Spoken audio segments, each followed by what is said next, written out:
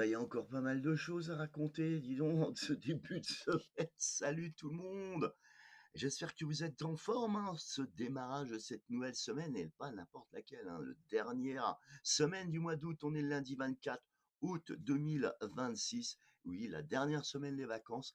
Et ben, le temps va faire pipatapata pouf. Ah ben, il va le faire à sa manière dans le sud. Et oui, oulala, oh là là, que de jaune et d'orange. Et oui, alors soyez très vigilants, en particulier sur ces endroits en vigilance orange.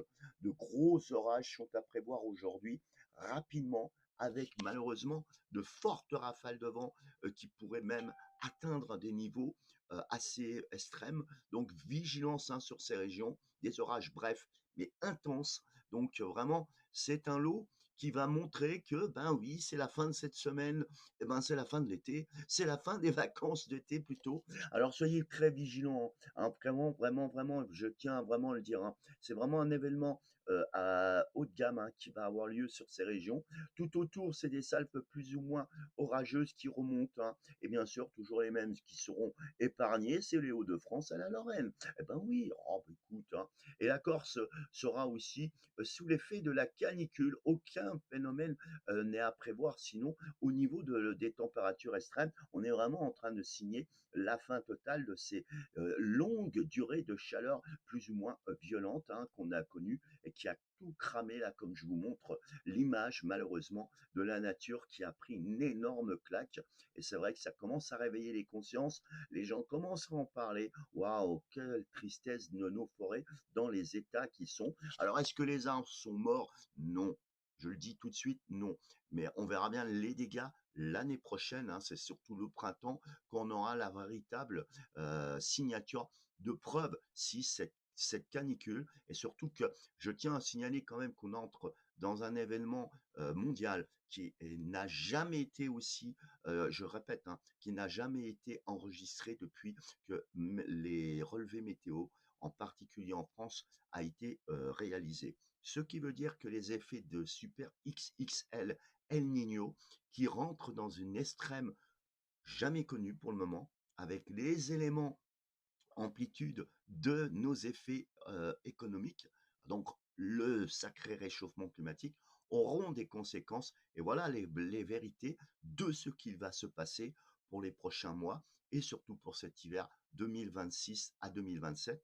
On attend même un été qui pourrait être à nouveau peut-être extrême, probablement plus fort de ce que nous avons connu là en 2027. Donc ça y est, les modèles sont d'accord, les scientifiques sont d'accord pour une chose, qu'on va connaître en France un hiver particulièrement doux, venteux et très pluvieux. Je suis désolé, mais on va passer de l'extrême à l'autre, et ça, c'était inévitable. En tout cas, voilà, le chaos, il va avoir lieu et commence déjà à se faire entendre, hein. Regardez tous ces salves nuageuses qui sont en train de remonter. Nous, chez moi, on a quelques nuages avec ici ou là une goutte ou deux, mais on a des CB là, des cumulonimbus. Regardez celui-là, très très puissant qui se met en place déjà avec d'intensité de pluviométrie, regardez la vitesse que ça monte, et d'autres instabilités qui vont se généraliser ici. Là, on les voit pulsés par ce flux de cette dépression qui s'est développée au niveau du Portugal et de l'Espagne. Et regardez tous ces bouillonnements en mer, ça explose vraiment, vraiment, vraiment. Et on a des joules extrêmement hautes. Donc attention, je répète, grande prudence aujourd'hui en Méditerranée. Vraiment, ça va décoiffer. Donc attention, vous êtes beaucoup être sur les routes. Ne vous abritez surtout pas sous les arbres, s'il vous plaît, et faites attention aux toitures en particulier et tous les objets qui peuvent être emportés par ce phénomène orageux qui peut avoir lieu sur votre région. C'est pas qu'il peut, il y aura bien, hein, je le dis bien. Donc en tout cas, l'anticyclone, il est là ici, il se décale là tranquillement. Notre goutte froide dépressionnaire qui s'est un petit peu amoindrie, heureusement, mais provoque ces pulsions orageuses et qui remontent dans un flux avec ce vortex, cette goutte froide, cette dépression qui continue à aspirer de l'air venant de cet anticyclone.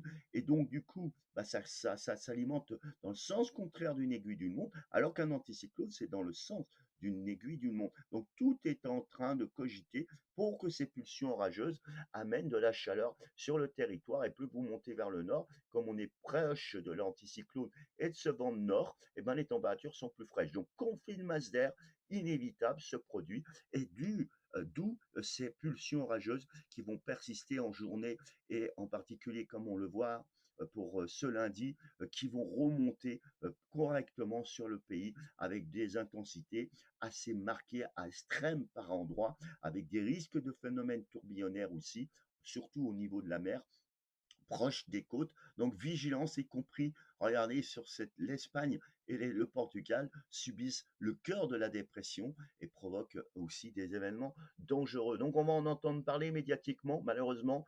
Il y aura certainement de gros dégâts, encore une fois, et ça ne va rien arranger, malheureusement. Cette pulsion chaude est toujours d'actualité, donc pour ce lundi, on voit bien ce conflit de masse d'air, donc grande vigilance.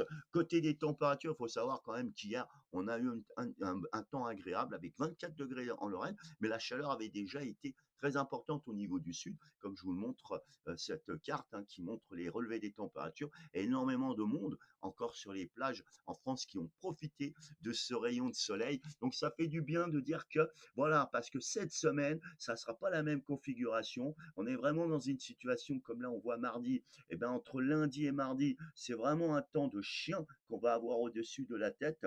Et oui, les nuages seront nombreux, beaucoup de CB, des cumulonimbus ici ou là, qui continueront à déverser leur lot de précipitations, plus ou moins actifs et plus ou moins ici ou là en fait, mais ça sera plus généralisé quand même avec des pulsions plus orageuses qui peuvent localement être encore forts, même si ça sera moins que ce qui va se passer aujourd'hui du côté du pourtour méditerranéen. En tout cas, les températures, eux, continuent de grimper entre aujourd'hui et demain pour l'ensemble du territoire. Donc, c'est une situation cette semaine qui montre bien qu'on rentre dans une situation plus que dépressionnaire qu'anticyclonique. Mercredi 26, petite plonge d'accalmie sur l'Est, mais à nouveau, regardez cette énorme dépression qui explose ici, l'ex qui a repris le rouleau d'une nouvelle goutte froide et qui fait que ça devient une petite bombe, une belle dépression qui tournicote avec son nouveau lot de précipitations intenses, à nouveau des cellules orageuses qui vont se remettre en place avec